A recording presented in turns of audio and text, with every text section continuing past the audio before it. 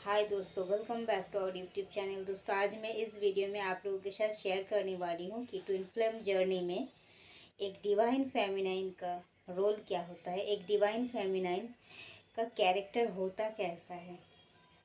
एक divine feminine जो होती है वो एक pure and kind hearted soul होती है। एंड वो जब जन्म लेने के बाद से ही मतलब उनका ये बेसिक नेचर ही होता है हमेशा काइंड रहना, हमेशा हम्बल रहना, डाउन टू अर्थ रहना और हमेशा दूसरों को मदद करने के लिए तैयार खड़े रहना। वो सामने अगर किसी को भी मदद मांगते हुए इवन वो अगर उनसे मदद ना भी मांगे तो भी वो उनको हेल्प करने के लिए हमेशा तत्पर रहते हैं, क्योंकि यही होता है उनका बेसिक नेचर। और ये मदरहुड नेचर उनको और ज़्यादा खास बनाती है। एक डिवाइन फेमिनाइन का स्पेशल उनका कैरेक्टर का एक स्पेशल थिंग्स ये है कि एक मदरहुड नेचर, वो मदरली हमेशा नर्चर करती है हर किसी को। वो एक माँ जैसे अपने बच्चे को संभाल के रखती है हमेशा, चारों तरफ उसका ध्यान रहता है अपने बच्चे के ऊपर चौबीसों घंटे। वो वैसी ही होती है। वो हमेशा खुद से भी ज़्यादा दूसरों की परवाह करती है और इतना गिविंग नेचर की होती है कि वो हमेशा देना ही जानती है, वो किसी से लेना नहीं जानती। अनकंडीशनल लव किसे कहता है, उनसे कोई सीखे। इतना pure and kind hearted soul होती है वो। इतना एंड हाई वाइब्रेशनल सोल होती है कि इस अर्थ प्लैनेट पर आने के बाद उनको लगता है कि वो जैसे प्योर एंड काइंड हार्टेड है, हर कोई इंसान ऐसे ही है उसके तरह, सच्चा, लॉयल, डेडिकेटेड, प्योर हार्टेड। इसलिए वो आसानी से किसी को भी विश्वास कर लेते हैं। एंड यही होता है उनका सबसे बड़ी कमज़ोरी। कोई भी उनका इस काइंड हार्टेड एंड लॉयल्टी का फ़ायदा उठा के चले जाते हैं एंड वो बहुत ही ज़्यादा हर्ट हो जाती है। एंड हर्ट होने के बाद भी उनका नेचर ही ऐसा है, इतना ज़्यादा, इतना जगह से हर्ट होने के बाद भी वो कभी खुद को बदलते नहीं हैं। उनका जो नर्चरिंग केयरिंग नेचर है वो कभी भी नहीं बदलता है।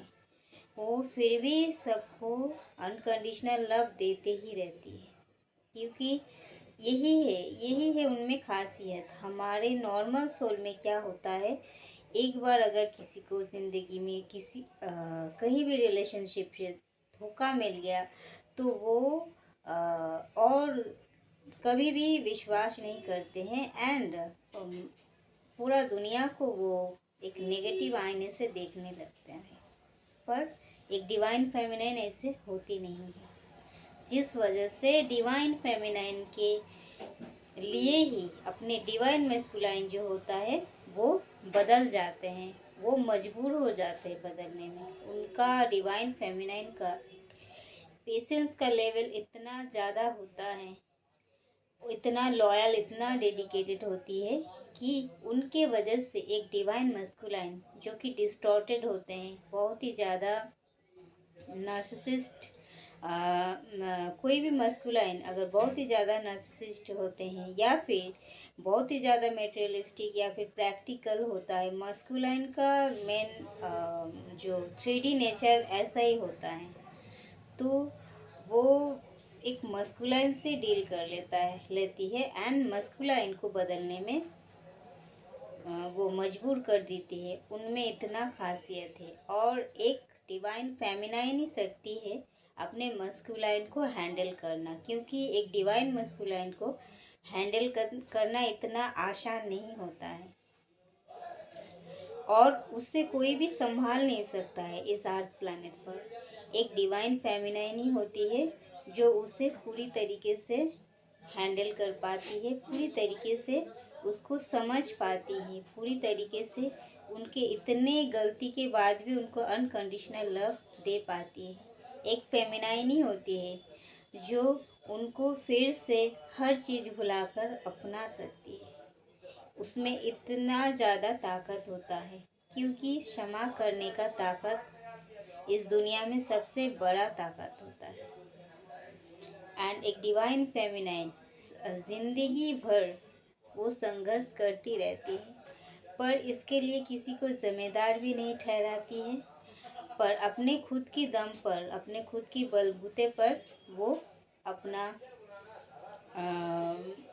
अपना जो करियर होता है उसे संभाल लेती है, पर किसी के ऊपर डिपेंडेबल भी नहीं रहना चाहती हैं। इसीलिए वो बहुत ही ज़्यादा हार्ड वर्किंग करती भी है। पर किसी को उनके अंदर वो बहुत ही ज़्यादा इमोशनल होती है, पर उनको देखने से आपको नहीं लगेगा कि वो इतना ज़्यादा इमोशनल है, इतना ज़्यादा अट्रैक्टिव होता है उनका ऑरा। कोई भी